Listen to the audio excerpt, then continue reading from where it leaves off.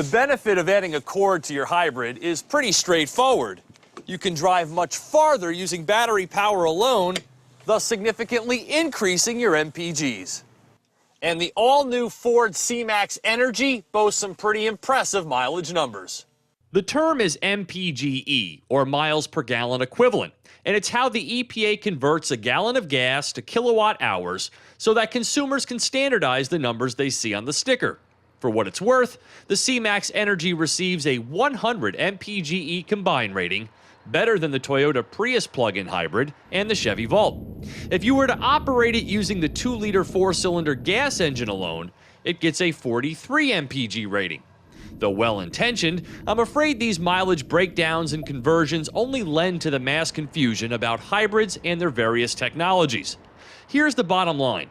Much more so than gasoline-powered cars, vehicles like the C-Max Energi that bring electricity into the mix are subject to greater variances in fuel economy, and it all depends on you, how and where you drive, and how diligent you are about recharging the battery. So as not to bury the lead, my average this week in the C-Max Energi finished at 86 mpg. Ford sells both the C-Max Hybrid and C-Max Energi plug-in hybrid to give consumers the choice of using a cord. Yet another confusing aspect for consumers, pricing is tricky. Ford stickers the C-Max Energi at about $4,500 more than the hybrid, but the Energi comes in a single well-equipped trim, not two like the hybrid, and it also qualifies for a $3,751 federal tax credit, something the hybrid isn't afforded.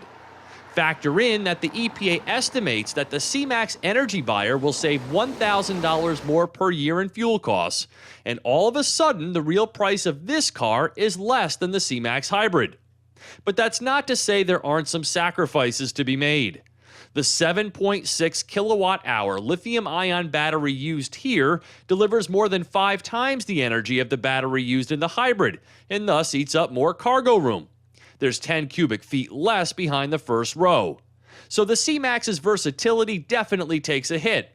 And though you can plug into a regular household outlet to recharge in about 7 hours when fully depleted, a 240-volt quick charger, like the ones found at grocery stores and hotels, take only 2.5 hours and would be an additional investment. Otherwise, the Energi drives with the same unexpected level of enjoyment I found in the regular C-Max, with strong and instantaneous torque and sharp driving manners, motoring on electricity alone up to an impressive 85 miles per hour.